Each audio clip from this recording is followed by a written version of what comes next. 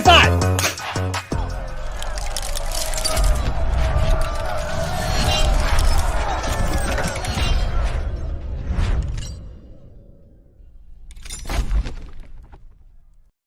And welcome in, everybody, to another brand new episode of the MHRT Podcast. I'm your host, Nungus Creevy, alongside my co-host, 6'10" and Glenn Mile High Fiber Hauser. We are a fan-led Broncos-based podcast, and we do our absolute best to fill you in on all things Denver Broncos, amongst other things. We never actually know where the conversation is going to go, so we try. We go live every Thursday at 7654 on YouTube, Facebook, and Twitch. And then we repost it on Twitter after the podcast is done because there's been some technical issues. Not going to get into it, but we repost it on Twitter after we're done. Now, some exciting news. MHRT Season 2 is almost here. And I got to tell you, there are a lot of changes that are going to be coming to MHRT. So make sure you're gearing up and tuning into MHRT. Subscribe, share, comment, hit that bell as we barrel headfirst into Season 2 of MHRT. Season 2. It's been almost a full year. Like we started, what was it, like the 3 days before the first game of the Broncos game of the season? That's when we started. So it hasn't even been a year yet, but we're almost there. We're going into Season 2, and there's going to be some changes, so it's going to be pretty cool. I don't think people realize we live in the same house for the last year. That's incredible. Yeah. We're just in different rooms. Obviously. Yeah, same house, different rooms. Same house, different rooms. Dave Glassman's here. Hello, Dave. I'm not going to pull up Johnny's because I don't care. EJ, what's up, Broncos country? Mile High Profit. Broncos country football season is upon us. Can I get an amen? Amen. And congratulations to Prophet for getting recognized at the Hall of Fame as being a super fan. So that's fantastic. Yeah, that was pretty cool. And I saw they had that. Was it training camp? They had that 360 camera that spun around really slow, or was that at the Hall of Fame? That was at the Hall of Fame because Mahai Mario did it too. I think. No, that's training camp. That was training camp. I thought that was training camp. Oh, I thought that was at the Hall. That was pretty cool too. We got to see every angle of Mario's biceps, which was really cool. Travis Tarbox, hello, fellas. Denver Broncos for life. Now, we do have some things to get into right off the bat. Now, we did have the Hall of Fame this last weekend, and I got to tell you, I was so excited to see all three of those guys go into the Hall of Fame, but I was very disappointed that they only gave Manning like 5-6 minutes. Like out of everyone that went into the Hall of Fame, you could say that as of right now, Peyton Manning is the greatest player to go into the Hall of Fame right now. So it sucks that they only gave him like 6 minutes. Yeah, no, I totally agree. But then again, Peyton Manning is the kind of guy who he kind of seemed like a little bit rushed in his speech, like he was trying to rush. But then again, he did point out that, it's really hard to define one's NFL career in the span of 5 or 6 minutes. So he did kind of take a jab at the NFL for that. But I totally agree. 5 or 6 minutes was sure enough not enough time. Yeah, I thought it was gonna be like straight up 5 minutes of just roasting people. That's what I was waiting for. It was just him picking on people for 5 straight minutes. Well, if something happens to Peyton, he did go pretty hard at Ray Lewis. So I don't want to point. That was pretty funny. That was good. And then there were a lot of people that were like, "Oh, Manning for commissioner." I mean, I could see it, but at the same time, like Manning would not be one of those commissioners that works with the owners. So don't know if that'd be a good idea. I don't see Manning. I don't see him screwing players over very often. So I can't see him doing that job. Yeah. Mile High Profit. They gave Manning an extra 4 to 5 inches of forehead on his Hall of Fame bust. I could see that. He's got the 5 head instead of the forehead. Well, so maybe they gave him a minute for every inch of forehead. Hey, that could be. That could be. I could see that. Let's see here. I mean, really, should I be goofing on someone for forehead? I'm sorry. I was going to say, I must also applaud the cameraman for choosing the right wide angle lens for Peyton's forehead. Wow. Well, just in case he's tuning in, we're going to change the subject just a little bit because I don't want Manning roasting me. Okay, speaking of Peyton's. Did you say that on the same with a straight face, by the way, just in case he's did. Yes, I did. So George kind of stuck his foot in his mouth. Kind of. So he's talking about quarterbacks and corners and saying that it's easier to find a quarterback than a franchise corner or DB. And like, I guess I don't quite understand the uproar about it. I mean, I think it's true. I mean, you look at in the draft at quarterbacks and you look at free agents, there's quarterbacks all over the place every offseason. Mm-hmm. Whereas if you look at franchise corners, like you can probably name in the last 10 years, like 7 of them that are like franchise cornerbacks.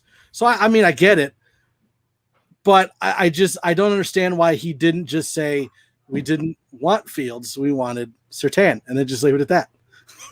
Well, one, because he's not going to badmouth the player, but I think what he really meant to say was, I didn't draft a quarterback right now because we got the best cornerback at one of our weakest positions, and we plan on having Aaron Rodgers or Russell Wilson on our team next year. Yeah.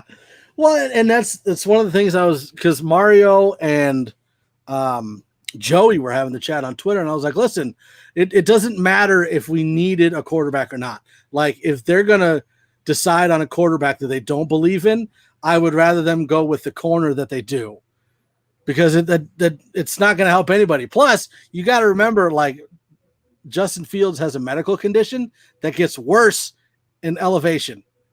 So I don't understand. I understand you wanting a quarterback with skill set like Justin Fields, but Justin Fields wasn't a good fit. They wanted Trey Lance, didn't have him. Second pick was Surtain. So on at least 2 occasions, Von Miller has actually said he could be the quarterback of this team with the talent that they have. So, I mean, maybe Von is onto something, perhaps, maybe that's what Peyton is leaving out. Maybe. Yeah. 5. Who's that? It's the wife. That's the wife. Okay. Just check it. I honestly think that I totally agree with you. And everybody read the pros and cons of Justin Fields going into the draft. And even if Justin Fields did get drafted to Denver, hypothetically speaking, it would have still been the burning question would have still been there in terms of, is Drew the guy? And the fact that George Payton went out and got Teddy Bridgewater during the free agency kind of cemented the fact that he really wasn't like trying to target a specific quarterback in the draft. I know there's rumors that he wanted Trey Lance and I forget the name of the other guy, but Patrick Surtain was on the board. He could have had Micah Parsons, I think was still on the board by the time Denver had to choose, but he went with Surtain. And I think he's just trying to build on the one thing that really hurt Denver last season, aside from the bad quarterback play from Drew Lock, was just the fact that there was no depth in corner. The injuries were just piling up, and it wouldn't have mattered had Denver actually gotten off that offensive slump. The way the defense was, they were just going out there and just, giving up points. Well, and they straight up had Trey Lance as number 1 on their board. Mm-hmm. And then Surtain was number 2. So I get it. Like, if Surtain's available, that's kind of like the whole Bradley Chubb, Josh Allen thing. Like, Josh Allen was on the board, but they took Bradley Chubb. Like, mm-hmm. I understand. Like, Josh Allen is Josh Allen, but Josh Allen will not be Josh Allen with Denver's coaching staff, as opposed to Buffalo's coaching staff. Like, so I'm 9 days throwing that out there. Just don't. You gotta pull Dave's comment up. Don't attack me. Dave Wilson is going to bust, and his mom is a nutcase. Wow. She really is kind of wacky. I don't know if you heard this. He even offered to pay her to get off of social media, and she claims that Zach Wilson. Oh. And she claims that her social media account, people, that she gives these comments every day, and people say that's their reason for living, is that she saved their life by reading, from reading her comments. So, okay. Yep. That's creepy. Yeah. EJ, why not take Mac Jones instead of Fields if the medical condition was a concern? Because they didn't want Mac Jones. I mean, like, I wanted Mac Jones, but strictly in Shermer's offense. But let's say that the offense fails, you don't have Shermer anymore. Well, that doesn't do you any good. We didn't want a quarterback that's shaped like Mundungus. Come on, let's be honest. Wow. Listen here. Dad all the way. I am larger than Mac Jones, so leave me alone. Johnny. So given everything we've seen thus far in camp, who are you guys most excited to see in a game scenario as of this moment? Stearns or Sternod, one of the two. I'm just having fun watching PS2 out there. I mean, he has been excellent so far in these joint practices, and I have a feeling he's just gonna keep being just awesome this Saturday and going forward. Defense, I'm going with Max. Yeah, I think PS2. And offense, I'm excited to see Cortland and Judy. Goofy! What's up? Can't stay too long. Just wanted to pop in and say hi. Well, we found it, and we popped it up for you. Let's see here. EJ. Peyton not taking QB at all in the entire draft was a mistake. All right. Well, let's hit I was going to say we can move on to something else or we can go straight up quarterback. Whatever you want to do. Well, I was going to make the comment with Bridgewater. I mean, we've talked about it before. I think he really was and I know Mike agrees, is that he was a replacement for Driscoll, no doubt about it. It wasn't that obviously it's competition for Drew, but the fact we were left completely naked after starting quarterback went down last year, that was not going to happen again. So, yeah, I mean, I'm just going back to the EJ question or comment, I should say, about Peyton not taking a quarterback in the entire draft was a mistake. Everybody's been saying that since Patrick Surtain name was mentioned as Denver selection, and it's going to be said every single time Justin Fields throws a touchdown here in Chicago. So unfortunately, everybody picked their players and everybody's hand is going to be dealt with what they got. Some teams are going to, excel with what they got, and other teams are just going to crap out. It is how it is. So I guess I'll kind of combine this into one big rant. So I guess the main point. Okay, so we'll start with the offensive line. Right now, I am absolutely terrified because the interior offensive line is terrible. With the joint practices with the Vikings and even going into last week, there hasn't been very many running lanes because the interior offensive line is struggling really, really bad. And by interior, I mean Cush. He's still struggling with the same thing he struggled with last year. And it's making me really nervous because if you have a bad interior offensive line, we saw what could happen last year when you have that bad interior offensive line. So part of me is hoping that they have Reisner start at left guard when he's healthy, move Glasgow to center, and put Muti at right guard. But at the same time, it's like they don't want to mess with the chemistry because it takes so long to build chemistry. Mm-hmm. But you don't want to worry too much about chemistry if the center just sucks and Miners isn't ready yet. So what do you do? I mean, I think that you just kind of have to go with what you got. I'll be the first to admit I cut Cushenberry a lot of slack last year because I always said, he's a rookie. Going into this season, I can't be able to say that anymore. He's going into his sophomore year in the NFL. He's going to have to go out there and show some improvement, or he might not make it to the end of the season as the starting center. He could be benched if that offensive line doesn't get better, if the quarterback behind him gets hurt, or the offense is continuing struggling, where drastic changes need to be made. So I just think that Cushenberry just needs to find it in himself to, just be that better player that we know he can be, and just go out there and fix that in crucial inner offensive line. weakness. Yeah. Listen, Boggins, if you're going to comment, you can jump in here, sir. I'm too tired from bashing In-N-Out Burger. Johnny Reiser walked off with the leg thing today, from what I understood. Nothing going on as far as injury news, so I think Dalton should be okay. I know that I didn't see much on a Reisner injury, but Boone went off with a quad strain or something, like a quad pull or something. Mm-hmm. So, which sucks. I mean, it's not his hammer string, so that's fine. But I'm guessing he's still going to be limited the next couple of weeks, which means we're not going to see him on Saturday either. Well, not on the field, but he might be on the sidelines. No, you don't. Go get a barrel. EJ, try Glasgow at center, put Muti at right guard and bench Cush. That's what I think. Okay, so that kind of goes into my next point. Drew Lock. So we're in we've been going at training camp for about 3 weeks.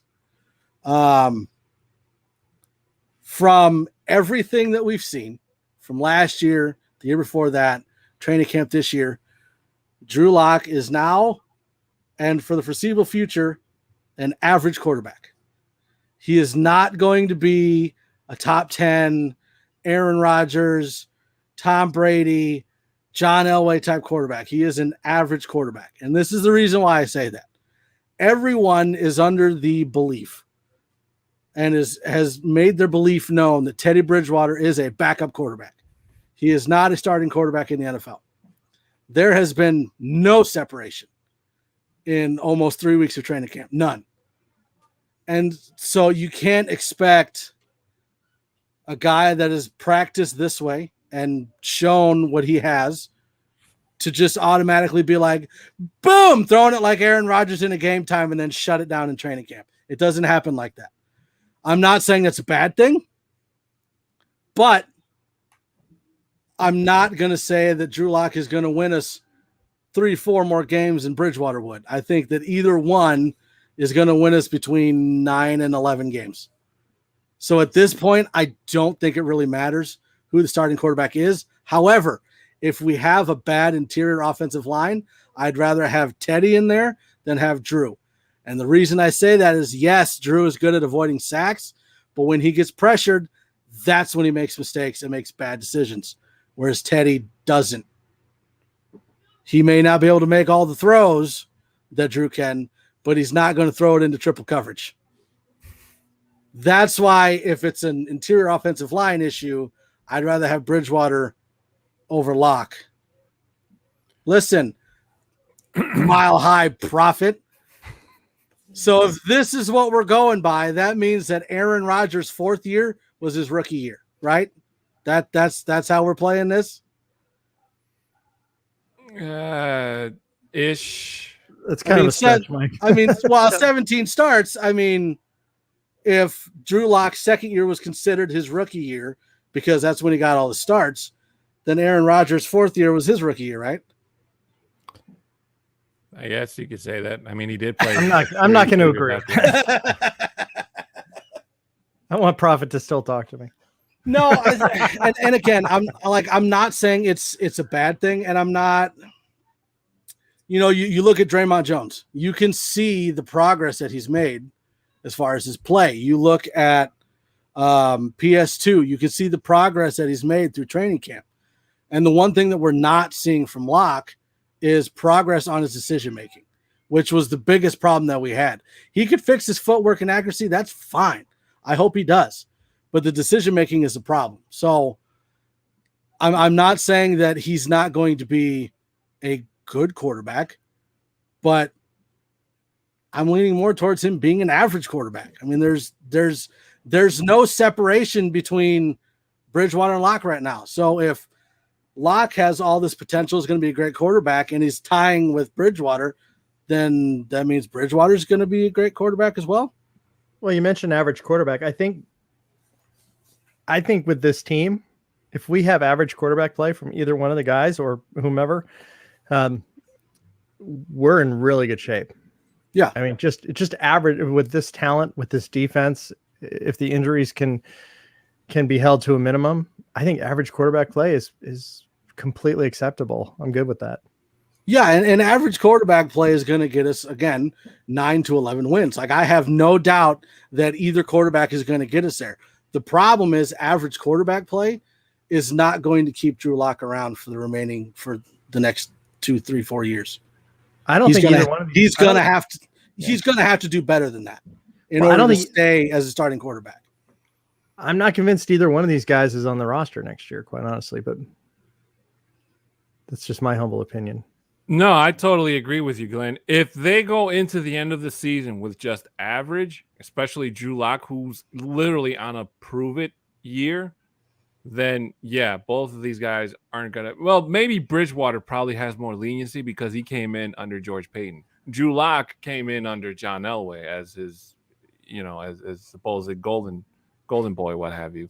But going back to you, Mike, I think – I agree most of what you said. The only thing I probably don't agree with you is the fact that there's no chance for him there's like a slim chance that he could progress like we expect him to and become just better than an average quarterback. But he has to do it this season but I do agree. You cannot go into as a future Bronco with just average quarterback play and not just Denver, but every football team out there is looking for that guy, that quarterback that can start out as average, but have the room and potential to be, like you said, an Aaron Rodgers or a Tom Brady or hell, even a Russell Wilson or Patrick Mahomes or whatever. Just be a great quarterback, so to speak. So yeah, and at the beginning of training camp, I mean, we basically said like this is what Locke has to do in order to show that he's progressing, and he's got to be more consistent. He's got to work on his decision making, and throughout this first 2 3/4, 3 weeks camp, we're not seeing like we can see that his footwork is a little better, but at the same time, what we're looking at right now is 7-on-7, 11-on-11s, where you're not going to get sacked, you're not going to get hit. Even when you're going against like the joint practices with the Vikings, the coaches know what we're doing. Like they know what we want to work on, and they back their guys off a little bit just so we can make sure we get the routes down, get the catches made. Same thing with them. We back off a little bit so that they can get their catches made, run their routes, make sure they know what they're doing.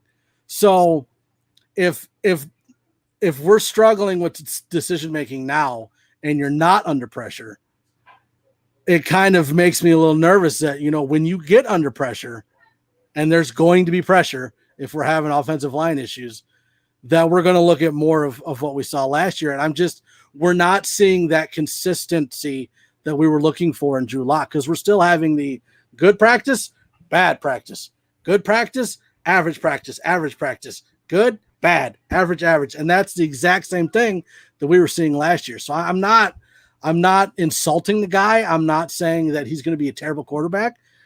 I'm just saying I want to temper expectations a little bit, because he's, from what we've seen and what we're seeing in training camp, he's not going to be a top 10, top 5 quarterback.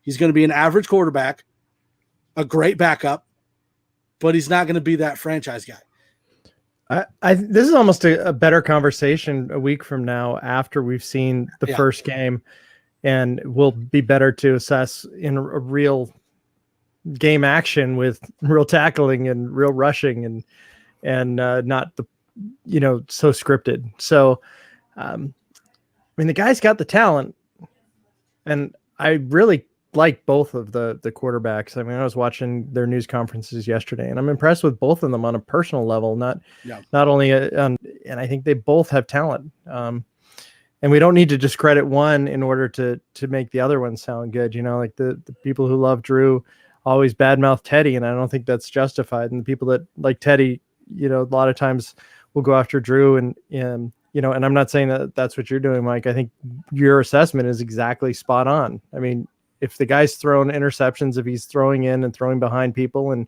making, just staring down receivers, I mean, that's the truth. And that's the thing that people tend to get upset about. But when you're talking facts about, a certain player, and for some reason you can say, negative things about most players, but when it comes to Drew, Man, I wish people would defend me like that. Well, it's like, My God. being an average quarterback is not a bad thing. Like, you can win a Super Bowl with an average quarterback. Trent Dilfer, Brad Johnson, like Kerry Collins with the Giants went to the Super Bowl. Yeah. Manning, not at his best in his last year, average quarterback, won the Super Bowl. So it's not like you can't win the Super Bowl with an average quarterback. So I hope that he's better, and I hope that he can flip it on during the game. I'm just like, you practice how you play. I'm not seeing it. Yeah. You mentioned Peyton's last game or being the Super Bowl. It was funny, the highlight package that they picked for the Hall of Fame. His passes were awfully wobbly. They were ducked. Couldn't love him more though. My gosh. I will say this. I think so. We've got Cortland Sutton as the number one wide receiver on the Broncos. Mm-hmm. Mm-hmm. I think by the end of the season, Jerry Jeudy is the number one wide receiver, more catches but less yards. I think, because I think I like the connection that both quarterbacks have had with Jeudy, and with how open that guy is all the freaking time. Like 98% of the time, he's open. Right. So I think Cortland's going to get more yards, but I think Judy's going to get more catches. I think he's going to get between 90 and 110 catches in the season. Yeah, those cuts that Jeudy makes are just unbelievable. It's gross. Like, I don't remember who was it. One of the I think it was either Patrick Surtain or Fuller was like, yeah, this guy doesn't have any ligaments. Like, he just his legs are going one way and he's going the other way. It's just weird. Well, Teddy said, "I wish I had his knees," which I thought was funny. But another thing Teddy said yesterday was he talked about the camaraderie of the wide receiver room, which I thought was pretty great, because when you see these guys together, he says he pointed out that Jeudy makes a catch, Tim Patrick's running over and high fiving him, Cortland makes a touchdown, Kendall Hinton is all over him. And of course KJ is like the comedian for the team. That must be an absolute blast in that room. It's a lot of talent. And speaking of wide receivers, we had high hopes for Tyree Cleveland. And have you heard his name at all in the last week and a half? No, and it seems like the starting roster that they went with was mostly veterans that have been on the team for a while, like seniority, because they have Tyree Cleveland above like Trinity Benson. Yeah. And like Trinity Benson's been like, if not the standout of training camp. Like, he's been making plays everywhere. I still think that Trinity Benson makes the team over Tyree Cleveland. I think Tyree maybe goes to practice squad. Yeah, I think so too. Especially if the offensive staff can see that a guy like Tyree Cleveland can float past waivers, not get picked up, and then just sit in the practice squad long enough until he's called up either here in Denver or somewhere else. I don't see any chance he floats through waivers. I think they keep Tyree, they dump Spencer and keep Benson. I would say they got Spencer above Benson too. Yeah, that's not going to happen. I mean, if things continue this way, I just don't see it going. I mean, because we have to look ahead a little bit. Cortland's coming off a serious injury. Patrick is on essentially a 1-year deal. And, if you're Tim Patrick, do you re-up with the Broncos if they have Cortland, who's probably going to re-sign here? I know he wants to stay, and Peyton made it clear that he wants Cortland. You got Hamler on a rookie deal. You have Jeudy on a rookie deal. I mean, Tim Patrick's going to go cash in somewhere else, especially if he has a good year. And Patrick was asked recently about his, if he's worried about his production going down with Cortland coming back and with Jeudy. And Patrick said, I expect our offense to be a lot better, which results in more plays, which results in more touches for all of us. So he really had a good outlook on it. And a good perspective. So I think, I think you keep Tyree because you need a replacement for a big guy on the outside. Yeah, and it sounds like they were having other guys trying out punt and kick return too. Benson was trying out. They had Hamler trying. He's hurt again though, Hamler. The hamstring again. Yeah, I think it's his hamstring. I think it, or at least they're holding him back a little bit. But honestly, I think that if Hamler gets injured again and misses a crap ton of games this season, they're going to let him go. Like, I mean, I say that, but then they held on to Jake Butt for like 15 years with 17 torn ACLs. So, people say I'm ice cold. I mean, I just like you drafted the guy to be that speedy wide receiver on the outside, but then he's hurt for like 2-3 straight years. Like, you got to think that they would let Hamler go and put Benson in that spot. Or I don't see how Hamler sticks around if he's injured a crap ton this next season. And these are injuries, and I'm a big KJ fan, but muscle pulls, I mean, I have no tolerance for that. There's so many ways to get around that and avoid those. So, to me, that's the training staff, the workout staff. I think that's big. Yeah. EJ, Judy's electric. He's going to be a beast this year. I agree. Agree. He's just making all those Vikings corners look foolish. Like, it's not even funny. I mean, it is, but still, it's embarrassing. Yeah, I have a feeling. And they had fans. So I guess Twitter was all upset because when they were asking Fangio how the offense looked, he's like, I don't know. I was over with the defense. I'll watch the film. Apparently, Fangio was like locked into the offense today and was watching the offense all day today. Isn't that why you hire coaches to delegate? And I mean, do we really want Vic camped out with the offense or perfecting this defense that now he's become this, there's a Vic Fangio coaching tree now. I mean, let's face it, the new coach of the Chargers is there because of Vic Fangio. Well, and with the amount of time that Donatell has had with Fangio, you'd think he'd be like, okay, Ed, you can go ahead, take the defense for a little bit. It'll be good. Because I mean, the defense, especially against the Vikings, has just been smothering. There's like the Vikings offense hasn't done anything because there's nowhere to go. And like the defense, like you're not even getting sacks. You're not getting the strip sacks. You're not getting all that stuff. Like they're taking it easy, and the offense still isn't able to do anything. Like this defense is going to be really good. I agree. Was Kirk Cousins out on the joint practice field at all? Yeah, he was. Shelby knocked down a pass today.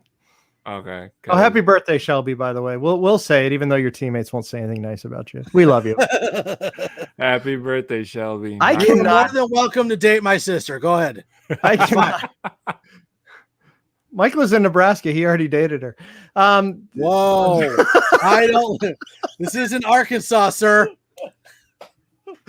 Just kidding to anyone else in Nebraska. I was just joking. Anyway, Sayer, go after him.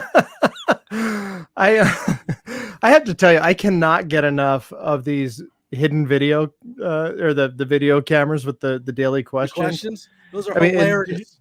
They are so good. Whose ever idea that was. And then they had the joint one yesterday about what animal can jump higher than a house. And then that one. Oh, you got to look at it. I won't give away the ending, but you got to watch that one. It's a must see. Patriots and Washington started. Yeah. And I forgot there was a game today. And Simmons is always camped out there ready to debate, whatever the question is. I love it. Getting my Fitzmagic. How does he get the chin strap over the beard, by the way? The older version of Drew Lock. Dude, I'm telling you, like Drew Lock is Ryan Fitzpatrick's son. Like they are exactly the same, except for the facial hair. Please, Johnny, don't start that. No, EJ came out with a good idea for KJ, by the way. Let's start a GoFundMe for hamstring replacement surgery for little KJ. Do they do that? Because that sounds like a good idea. I don't think so, boss. Oh, did you see the Judy press conference or any pictures from that today? So Judy was being his bodyguards were Melvin Gordon and KJ Hamler. Yeah, that's funny. And Isn't he bigger than KJ Hamler? Yes, of course. And then KJ whispers something to him, and then Gordon says, basically we're here because we want to go shower and go home. We want to end this. So we'll see you guys later. And KJ goes, no more questions for Melvin Gordon, Jerry Jeudy, or KJ Hamler. And he had his sunglasses on, and they walked away. That's funny. There's a lot of fun camaraderie on this team. I thought they were going to reenact the Mark Ingram, Lamar Jackson thing that they did 2 years ago. That's what I thought they were going to do when I saw them walking up to the podium, but they went in a whole different direction. It was so funny. It was the one where Mark Ingram kind of introduced Lamar Jackson as like the next greatest thing besides sliced bread or what have you, and then that was the year where the Ravens flamed out in the first round. Sorry, Travis. I'm in Alabama. Dude, you should have just said like Northern Maine or something, like somewhere that that there's no Bronco fans up there. So yeah, New Hampshire. Those crazy people. Pretty much worldwide. Let's see here, Johnny. Although it is important for Vic to try to be a fully rounded head coach, at least to a point. Yeah, well, hasn't shown it yet. I'm fine with him focusing on the defense. If we get the number one defense, I mean, I'm fine with him. Yeah, as long as huddling with Donato. As long as he can be calling timeouts when he's supposed to and not calling timeouts when he's not supposed to, I'm good. Vic Fangio has been the best thing to happen to Andy Reid because Andy Reid was the worst time manager in NFL history until now. And nobody is talking about that anymore. But you're welcome, Andy Reid. No, not that one. I'm honestly hoping Calvin Anderson wins the starting right tackle spot. I heard Bowles has been working with him. Correct. I did hear that Anderson was struggling a lot today. I haven't heard anything on Massey, though. But it seems like at least over these last 2-3 practices, it's been a straight offensive line is not playing well. They're not blocking well. There were a bunch of offside penalties the other day. So it just seems like there's a lot of something's off with the offensive line.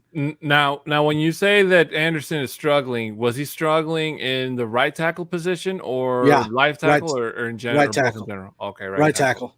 So that's pretty, I would say, I don't want to say common, but I guess it's understandable seeing as how being a swing tackle is not a very easy job, having to switch from what your best side would be for him would be his left side to his right side.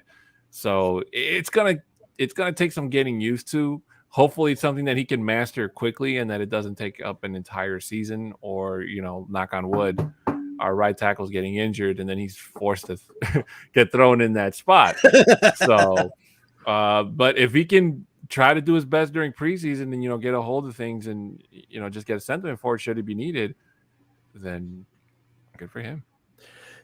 Travis, I don't know if you heard when Lindsay Bebo was on with Nothing Rhymes. She told a good story that she lives out in California and Bowles and Anderson were working out at her gym. And so we come to find out from Mario that she had talked to Mario and mentioned that they were there. And he said, put on one of your Vitanzi therapy shirts and they'll come up to you. And she did that. And sure enough, the next thing you know, she's talking to the guys. But Calvin lived with Garrett last year. So they're very close. And I know Garrett's pushing for him to be on the other side of that line. And then everybody lived with Mario. I think just DT. But Massey actually, in mentioning him, he and his wife were moving to Colorado before he even signed with the Broncos. So he plans on staying there. Let's see, Travis, did you guys see Shelby mic'd up today? It was hilarious. We the best. God. LOL. No. How do they pick who gets mic'd up on what day? I'm not sure, but I'm glad that they tell them ahead of time because otherwise it'd be. Oh, did you guys see the first episode of Hard Knocks? No. Yeah.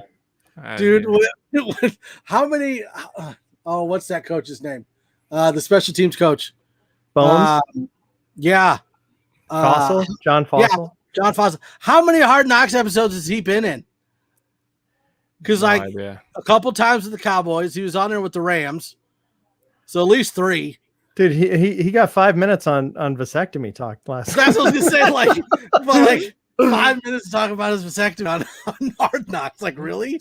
Well, the worst thing when they led into his segment, they said, one thing at training camp is you never want to get cut, and then he starts talking about his vasectomy. Yeah. There's Jerry Jones, salting his McGriddle. Oh, that was a McGriddle, wasn't it? It was. Oh, Jesus Christ. And wiping his mouth with his Dallas Cowboy napkin. That's what's important. It is. All right. So we got Cam Newton's on. So we've got the game coming up against the Vikings on Saturday. 4-3-2-1 is when it's on. And it is on national broadcast on the NFL Network. It doesn't sound like a lot of the Vikings starters are going to play. At least I would doubt it. Maybe a series. Maybe that's it. But it does sound like Fangio is wanting to get as much playing time as he thinks is necessary out of the starting quarterback. So I'm thinking maybe a quarter. And it sounds like maybe a series against the 1s, maybe 2. And then it's going to be the rest of the game against the 2s and 3s and 4s. So I don't know. I mean, is there even really a point in predicting the game? I mean, is it less about predicting the game and more about what you're wanting to see in the game? Both. Because I mean, if you're going against the 2s, does it really matter what you see? Unless you're like stinking it up, and then you're like, listen, you're going against the 2s. What are you doing? Like, step it up a little bit. Hey, everybody except for maybe the vets are playing for a spot, So when you see the seconds go out there for either team, or the 3rds, or hell, maybe even the 4th string by the time the game's over, all those guys are playing for a job. They're playing for depth positioning also, who's going to be over who. Hopefully there's no injuries to anyone on the Broncos. Doesn't matter if they're 1st, 2nd, or 3rd. But it's just basically about positioning. And since there's only going to be 3 preseason games for most of the teams, except for the 2 that played last week, they got to do their best before week 1. So let's go ahead. I was going to say, Vic was asked the other day. He goes, so how, the reporter goes, how's it going to be? Like, Lock a quarter, Bridgewater a quarter, Rippon, a half. And he said, probably not what you're predicting for Rippon. So I think my guess is it's probably going to be a quarter and a half, and a quarter for third string. And he was also saying that it also depends on the game situation. Will depend on who's in there and who's not.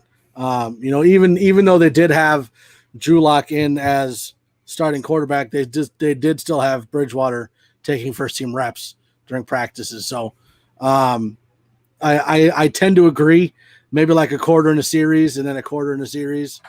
I don't know if it's going to be quite a quarter and a half, maybe. Excuse me. I mean, obviously pure speculation, but it was based on on Vic discounting the idea that Rippon was going to get a half. Yeah, and I'm thinking it's Dave, we should see more activity in the preseason with the absence of the 4th game. Yeah, and that's why, because normally you would see with 4 preseason games, you'd see maybe 2 series, and then the starters would be out. And especially with the quarterback competition, that's why I'm thinking at least a quarter. But I think once you get past that quarter, we're looking at what player do you think is going to stand out outside of the starters?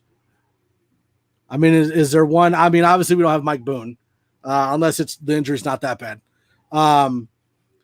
But for me, like, I want to see maybe Royce Freeman steps up a little bit with Boone not being in there. I really want to see what Trinity Benson can do. But for me, it's Caden Stearns and Justin Sternot. I really want to see how those two hold up. Caden Stearns, because if he is that safety that we can take into the future, then we don't have to worry about re-signing K-Jack again next year. Mm-hmm. And then with Sternad, as much as I love my honey bear, with Sternad, one of the reasons why I outside of the behavioral issues with Parsons was I don't think we need that franchise linebacker. Like, that's not what we need. Like, Fangio is perfectly fine going into a season with Honey Bear and Johnson starting at linebacker. So if we can just get like a slight upgrade on Honey Bear with Sternad, I think we're good. Mm-hmm. Yeah, he's hungry for it. So, I still remember how upset he was when he went down with that injury in training camp last season. So I have a feeling that Sternad could be that dark horse player that goes out there these next few preseason games. Need to see Hinton play a series just in case. You never know. Throw Vaughn in there for maybe a series. As a wide receiver, just so we're clear with Miles Prophet's comment. As a wide receiver, not as I don't think that's what Prophet meant. No, as a quarterback. And did you see the wrist series just in case? Oh, I thought he meant. Did you see the wristband is in the Hall of Fame, by the way? The play. Yeah. Yeah. And then there was also a picture like there's a Tebow jersey in the Hall of Fame because of that Thomas catch in the playoffs. Yeah. It's like, so technically Tebow's in the Hall of Fame. Before I love the comments. They're like, wasn't that play mainly Demaryius Thomas? I mean, shouldn't his jersey be there? Yeah. It should have been both of theirs because it was Tebow to Thomas. Yeah, as a quarterback. Yeah, as a quarterback. That's what I'm saying. Like, we need to see Vaughn in there, quarterback too. Just get every player in there on like a series, so that just in case something happens, we've got people that have played quarterback. I don't know. And as long as we had Paxton Lynch in our history, whoever we throw in there won't be the worst quarterback to wear a Bronco uniform. Yeah, I'm even excited to see, because if you look at we'll call them the second stringers on our defense. Mm-hmm. Like, our second string defense is a lot of teams' first team defense. Mm-hmm. Like, our defense is stacked. So as much as I think the first team defense is going to be outstanding, I'm really excited to see the second team defense and see how well they play. Mm-hmm. Because I mean, not only has the Broncos defense been shutting down the Broncos offense, but they've been shutting down the Vikings offense too. And I'm not sitting here saying that the Vikings have like the number one offense in the league, but that's now two offensives that the Broncos have been consistently shutting down in that amount of weeks. So I'm excited just to even the threes. Like, I want to see how the threes play, because like our third string corners are gonna see starting time. Right. Yeah. No, I hear you, Prophet. I mean, one series at quarterback, I'm guessing, couldn't hurt, but Don is totally missing this joke. Just for old time's sake. Like, I just don't feel like that wound is healed yet.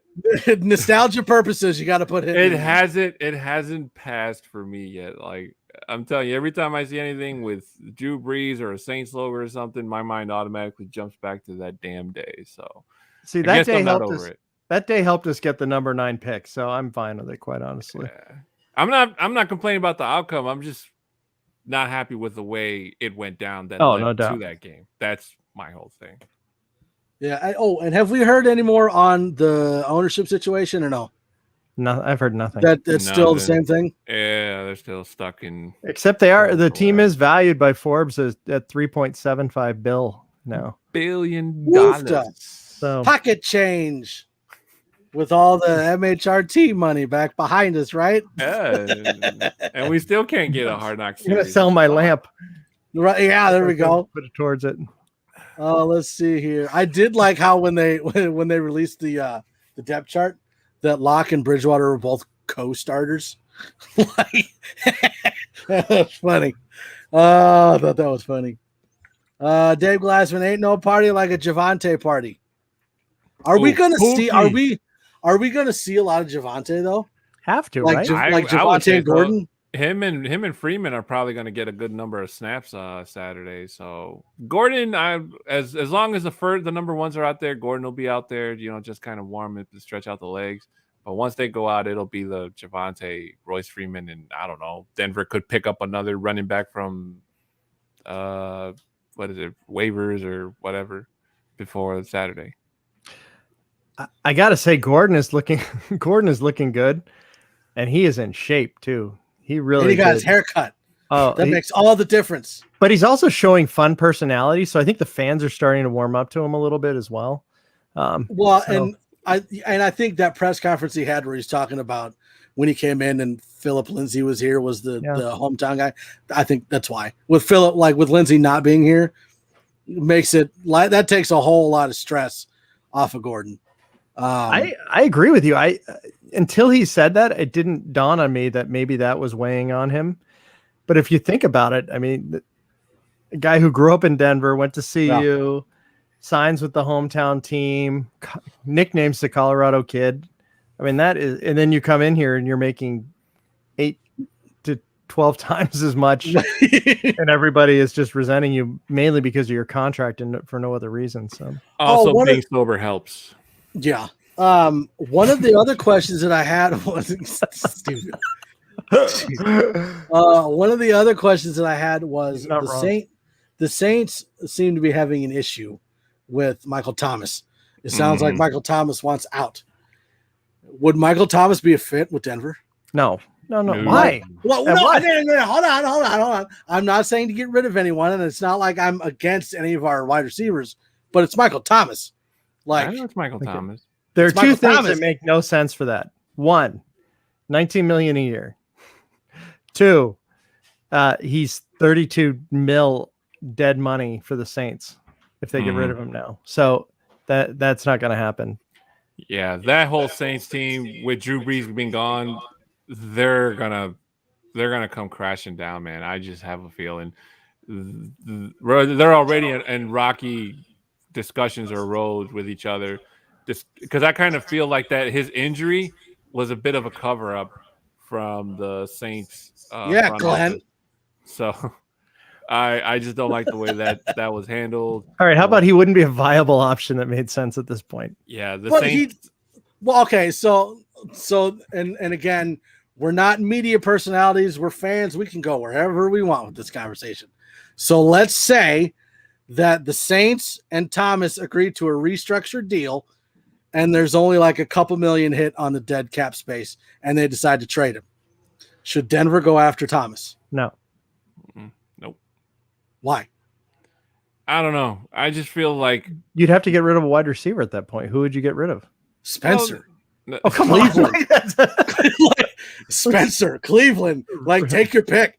Like anyone but the three. Like Patrick stays, Sutton stays. Shoot. Add in, you know what? If we're getting Michael Thomas, give him Patrick. I don't know. I can't see Michael and Thomas. And then tell me you wouldn't want to see Cortland Sutton, Michael Thomas, and Jerry Jeudy. Okay.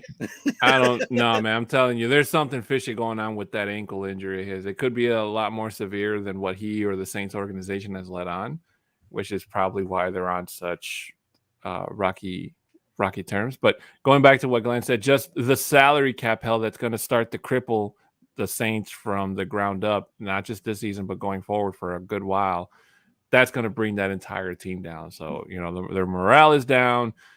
I really don't have a lot of faith in their new quarterback scheme going forward. I love Sean Payton. He's a great offensive mind and everything, but there's got to be even some things that even he can't turn around.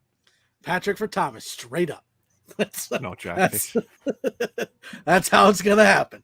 Patrick for Thomas, straight up. Nah, he'd go to another more wider hunt. Jameis is hoping that the Broncos will throw in some free crab legs too. So nothing like digging into the completely like the archives for that.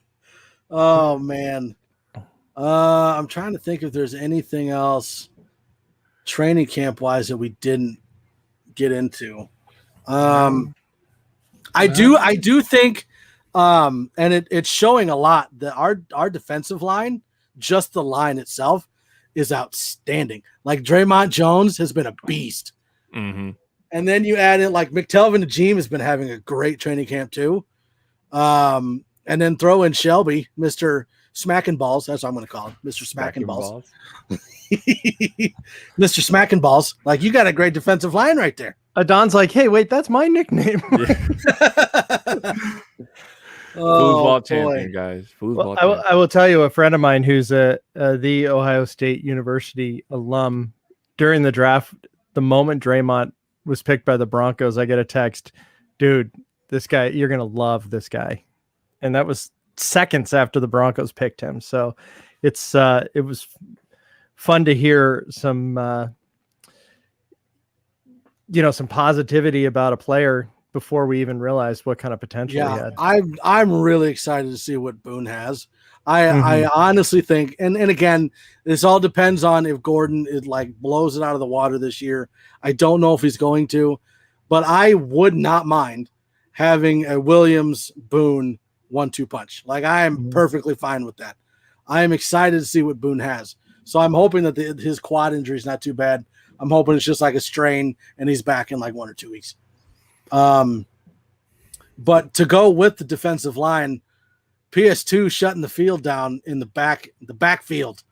Like, that's right, Mr. Bachman. And I've also heard that Draymond Jones, Chubb, and Miller have just been lighting it up every single practice. And that's because they can't throw the ball. There's nowhere to throw it to because nobody's open.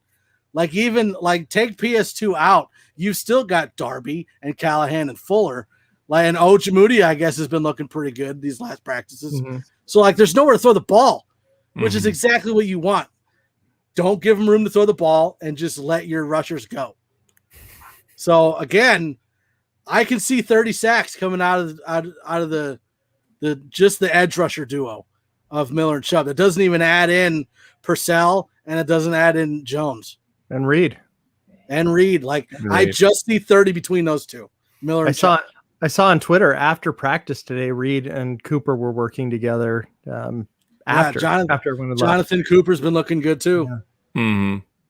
I'm happy for that guy too. I mean, he's had 3 surgeries or procedures. I'm sure he was scared to death. Yes, a heart thing, right? Yeah, the heart thing. And I'm sure he was absolutely terrified that his career was going to be affected by this. So it's I'm happy he's bounced back in such short order, and he's getting all sorts of kudos. It's awesome. Yeah. It's not about me. It's oh man. So there was another tweet that I was reading. It was about the quarterbacks, and it was a Vikings tweet, and they were like, "So, is Kirk Cousins at least looking better than Drew Lock?" And the guy from the Vikings is like, "No, no, he's not." Hey, it's understandable. You know how hard it is to throw over the plexiglass? I mean, that reminds me. I don't know if you guys saw it, but I saw a clip just as I was ending my work shift today. Von Miller was leading a skull chant. Can that possibly count as a mile high five chant since it's the exact same thing, even though they said skull? Well, but Miller was doing that chant at Dove Valley before they went to Minnesota. Yeah. Oh, okay. The clapping it out. Yeah. Well, no, I agree, Travis. I saw him going like this. Yes. Yeah, he was doing that at Dove Valley too. Oh, okay. Travis, I think we got a bunch of steals in this draft. I mean, these safeties too. Mike mentioned Stearns. He is supposed to be a ball hawk. Yeah. And as far as the cornerbacks that we have, these young guys have some real good opportunities because some of the older guys are on 1-year deals.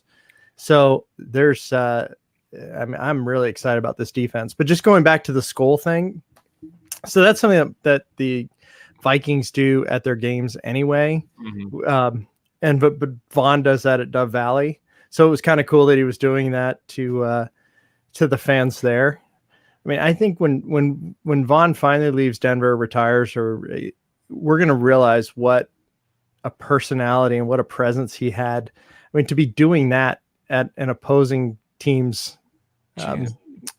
training camp and them being into it is just really, really cool. That just shows you how much that man missed the game, and we missed him. I mean, a year without Von Miller was just terrible as a Broncos fan. So it's great to see him out there having fun, and it'll be even better to see him going back to work in a month's time. Travis Starbuck, Stearns is Justin Simmons 2.0 as long as he can tackle at least. Correct, but he's not backing up Simmons, right? He's backing up K-Jack. Yeah, he's behind K-Jack. Did Baron Browning travel with the team? Yes. Yeah, Is there? Okay. I just wanted to make sure to keep an eye out for him on the sidelines. Yeah. I don't think he's suiting up. So yeah, again, I don't think it matters too much about who wins the game on Saturday. No. No. I doesn't mean I don't want them to win. Like, I still want Denver to win. I still think they're going to win. Preseason champs. But I'm seeing big games out of Bridgewater because he's going to be going against the 2s and 3s. Mm-hmm. I'm seeing a big game. I'm seeing a big game out of Benson and a big game out of. Let's go with. I'm going to go Stearns or Ojemudia, one of the two. Yeah. How about both? Two different positions. Well, I didn't want to just name everybody. The entire team is going to be fantastic. Everybody not number one, basically. I just think that PS2 is going to put on a show. I think Ojemudia is going to come out there on all cylinders because he's going to want to show that he doesn't belong in the Vic Fangio doghouse anymore. And Javonte Williams, the Pookie, he's just going to be great. And I actually agree with the Bridgewater thing because, there's something about playing in Minnesota that has always been, it'll always be real close to Bridgewater. So even though he's playing on the opposing team, it's still going to mean a lot to him, even in a preseason game. And I'm not saying that means that Locke is not going to have a good game. I'm just saying, you have a potential starting quarterback going against the second and third team. He's going to tear it up. Yeah. Oh, he will because they came in. Vic Fangio already said that Drew Lock is starting Saturday and Bridgewater starting next week against Seattle. So they'll both get there. And then the last game is anybody's guess. But Teddy does not have any hard feelings toward Minnesota. In fact, he was talking about he went there a boy and became a man, and the people were so good. He even used the term Minnesota nice. Was referencing how good it was to see some of the reporters that he saw there and some of his old teammates. Mm-hmm. So there are truly no hard feelings there at all. Well, I knew of Teddy Bridgewater's injury. I saw it happen. Mm-hmm. I didn't know that it was as bad as it was. Yeah. He straight up said he was on the verge of getting his leg amputated. It was that bad. I didn't know it was that bad. Yeah, it was like Alex Smith bad. Yeah.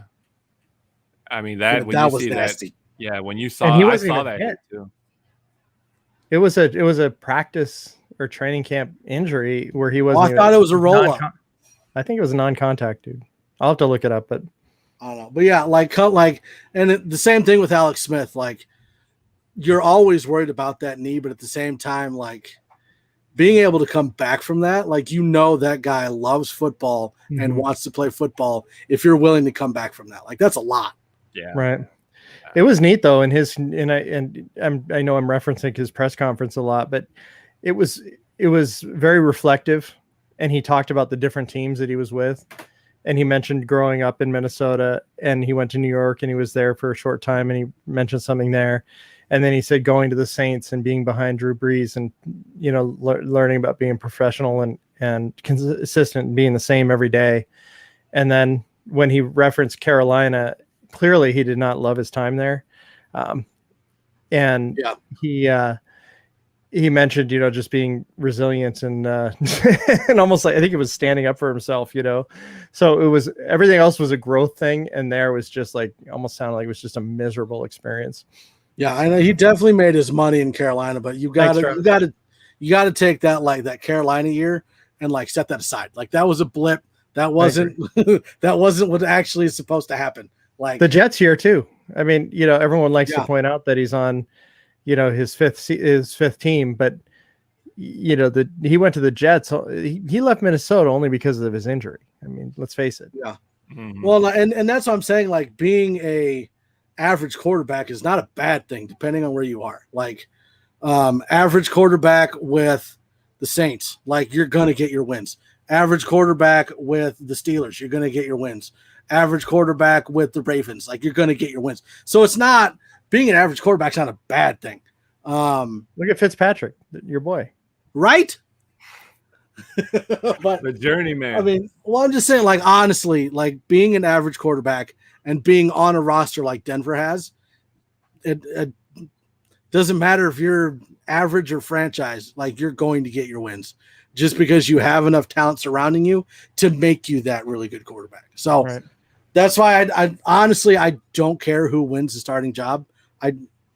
I'm always obviously paying attention to it, but I don't care. Like they're even right now. They're equal. They're neck and neck. I don't care. Whoever plays is going to win some games. Like I am that excited and that confident in our defense and the offensive players surrounding the quarterback that I don't care who starts. And they're not neck and neck awful, you know. So like it's neck and neck. Well, and that's why I say like average starting quarterback. So really good backup, potential starter, average starting quarterback. Like that's not a bad thing. So being neck and neck at this point before the first preseason game, I'm not hitting the panic button, quite honestly. So no, I am hitting the panic button a little bit on the offensive line. Cush is freaking me out. Like that like I know that you want to stick with him because you drafted him for it, but I like your suggestion. Me. I like your suggestion. Glasgow over to the left, Moody to the right. Put Moody in. You know, even though Boggins is laying there naked apparently, and not, you don't care what Boggins is ready, but oh Lord. Like out of all the people in the chat, Boggins is like down here. Wow. I'll agree totally. Like ready to see our Broncos win again. Don't care who's under center. I really don't. Like, and you know, in my mind, I know what the quarterback is going to look like. Now, if he proves me wrong, good. I will eat that all day. Like, quote me and bring it back. I am perfectly fine with saying, "Whoops, I was wrong," because I say it all the time. You do. He does. So again, I'm not media. I'm a fan. Like I don't get everything right. None of us do. So if he turns it around and he's a top 5 quarterback, cool. I'll eat that and apologize. But I'm just telling you, from everything that I'm seeing from last year and training camp this year, he's going to be an average quarterback, but that's not a bad thing. I was just looking in the chat for Landon to say, yeah, I hear him do that to my mom all the time. Whoa. I can see him sitting out there eating. I'm making sure he didn't hear that. Is this the after dark segment of the show? It might be. No, whoops, I was wrong. Once you hit that hour 5 after that, that's where it goes. Where's the saxophone music? None of us get everything right all the time. I'm pretty darn close. Well, I mean, I wouldn't say I'm perfect, but I like to think I flirt with it. Don't lump us in with you, Johnny. Come on now. Yeah. Have a little faith, Boggins. Hey, totally. See, that's what I'm saying. Totally, Mile High. Rest of the chat, Boggins. Yeah. Prophet, we have to talk soon too. I want to hear all about your Hall of Fame weekend. I think that would be a lot of fun to. Yeah, get a hold of us so we can see if we can get you on the show. I want to say, besides living in Nebraska, shut up, Travis. Hey, Boggins is going to represent Mile High Roundtable very well next weekend at the preseason game. So if you guys, any Seattle viewers out there, make sure you go say hi and take a picture with Boggins. I was almost right. He's not the Space Needle, for God's sake. I was trying to go to the Minnesota game on Saturday, but my son had to ruin it with a birthday party, so I can't go. The worst part of that statement, Mike, is it's his birthday. It's not that he's going to a birthday party. And you'll still be in the bouncy house. It's his birthday party. They won't let me go in bouncy houses anymore. I'm too big. Oh, that's a lie, my friend. All right. We are like an hour and 11 minutes in, so we're going to go ahead and cut it off and finish watching this preseason game that only matters because Fitzmagic is in there. We want to thank everyone for joining us on today's episode. Make sure you're tuning in on Saturday to the NFL Network. Go ahead and pay us if you'd like, NFL, for the preseason game against the Vikings. And in only a few weeks, Season 2 of MHRT will start. And with it, are going to come some major changes. There's some new logos, new videos, new times, new days, new shows, new members, and so much more. So make sure you are subscribed, you comment, you share, and you hit that notification bell so that you and every Broncos fan out there can gear up and get ready for season 2 of MHRT. Now, also make sure you're tuning in on Tuesdays, 7654 with Broncos Talk, hosted by 6'10" Richie and Johnny Baki, and Sundays at 6543 for Nothing Rhymes with Orange Blue podcast, hosted by Johnny Baki and Pookie Night. Now we're going to go ahead and we're going to knock out. And thanks for a great chat tonight. That was so much fun. Yeah, that chat was fun. You know, live before the preseason. You're going to go live before the preseason game. No, we're not going to go live before the preseason game. No. Wink, Dave. Wait for the news. So we're gonna go ahead and we're gonna bust out a mile high five, and then we're gonna go and finish watching these games. Everybody ready? Arms out. Say mile high five. Woo! I was ready that time. All right, guys. We will see you on Sunday with Nothing Rhymes, and we'll be watching the preseason game with you. Because we they guys.